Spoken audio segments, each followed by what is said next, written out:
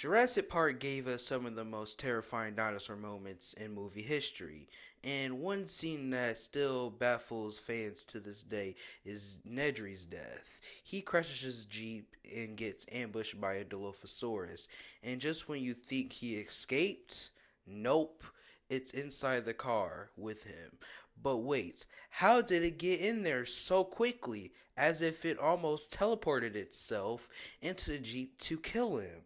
Today we're breaking down this creepy scene, exploring theories and figuring out what really happened. So let's rewind the scene. Dennis Nedry, the man responsible for turning off the park's security system. He crashes his Jeep during a tropical storm. He's trying to deliver stolen dinosaur embryos to the dock, but gets lost. His car slips off the road and he forced to use a wrench to try to pull it out. Then he encounters the Dilophosaurus, a small but deadly carnivore. At first it seemed curious and maybe even harmless, but when Nedry turned his back, the dino spat venom into his face. Blinding him, he screams, stumbles into the Jeep, and closes the door. But unfortunately for Nedry, the Dilophosaurus is already inside the car. It leaps at Nedry and the scream cuts to black, leaving us with that hunting scream. But this still didn't answer our question yet. The huge question that we're trying to figure out is, how did the Dilo get in there so quickly?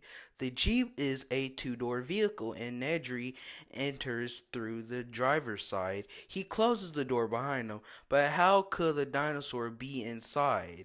Did it teleport? I mean, there is no obvious camera cut showing that the Dilo approaching the Jeep as, when Nedry is, being handicapped. But let's break down some theories.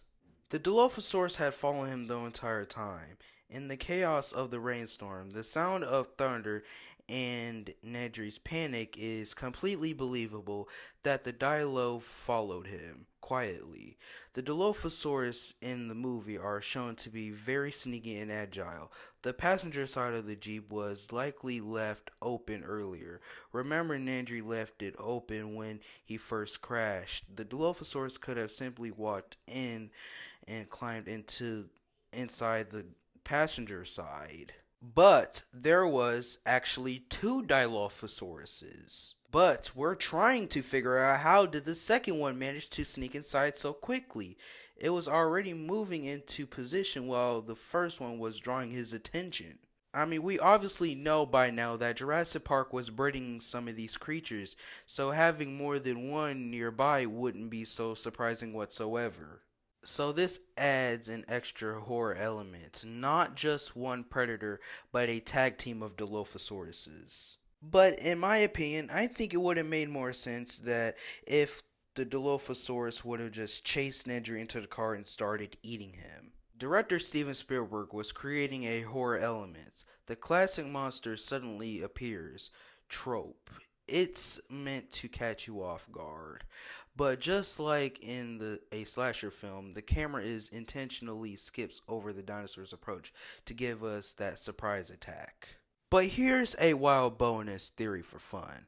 What if the Dilophosaurus was already in the back of the Jeep? Maybe it snuck in while Nedry was pulling the winch.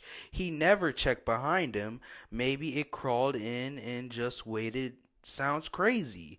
Sure, but hey, in a movie full of clone dinosaurs, anything's possible. So what do you guys think? Did the Dilophosaurus sneak in silently? I mean, there were two of them.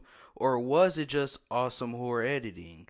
Drop your theory into the comments. Don't forget to like, comment, share, and subscribe. And if you enjoyed this conspiracy theory, don't forget to give this video a thumbs up.